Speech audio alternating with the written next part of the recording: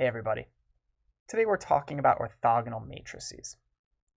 A square matrix is said to be orthogonal if all the columns are unit vectors and all the columns are orthogonal to one another. In other words, if you dot any column with itself, you get 1, and if you dot any two different columns together, you get 0. Here's a couple of examples. In each of these cases, the vectors that are columns have length 1, and if you dot any two of the columns together, you always get 0.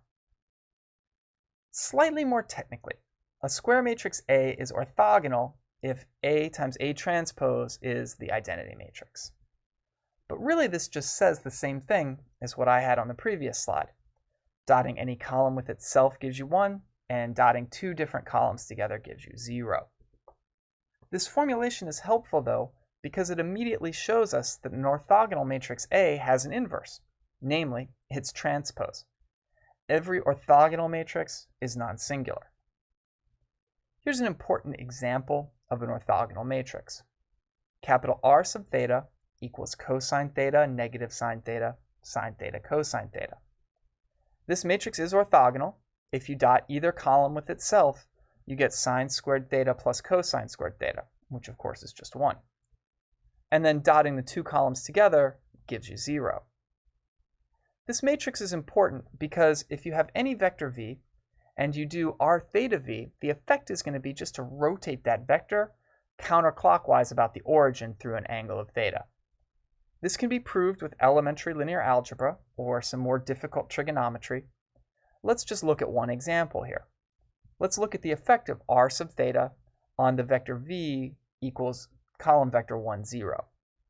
So if we do that matrix multiplication, we get out the column vector cosine theta, sine theta.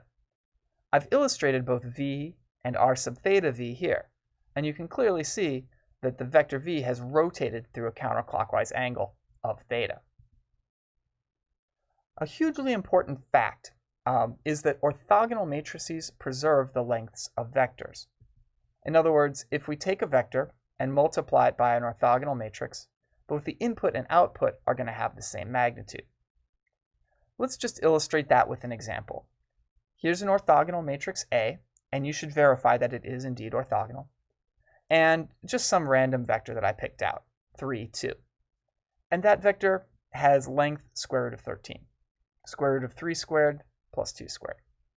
So let's find AV, doing multiplication with A on the left, and then in a minute we'll find the length of this output. So I'm going to take the dot product of each of those rows of A with the column vector V and simplify a little bit to get the column vector negative 1/5, 18/5. Let's get the length of that vector. The square root of the sum of the squares of the components, when simplified, gives me the square root of 13. That length is the same as the length of the vector that I inputted originally. The proof of the fact that orthogonal matrices preserve the lengths of vectors is really short, so let's just run through it. We're going to look at the square of the length of the output, and our goal is to show that that's going to be the square of the length of the input. The reason that we're going to look at the square of the length of the output is that the square of the length of a vector is the vector dotted with itself. So I want to do AV dotted with AV. I'm going to rewrite that dot product as a matrix multiplication.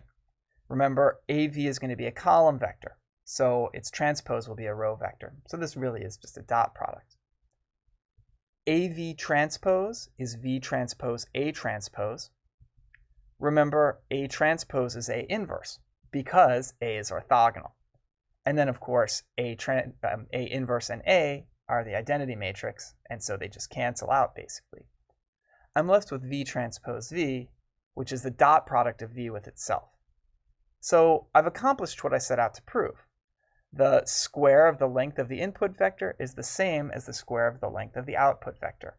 So in fact, those vectors have the same length.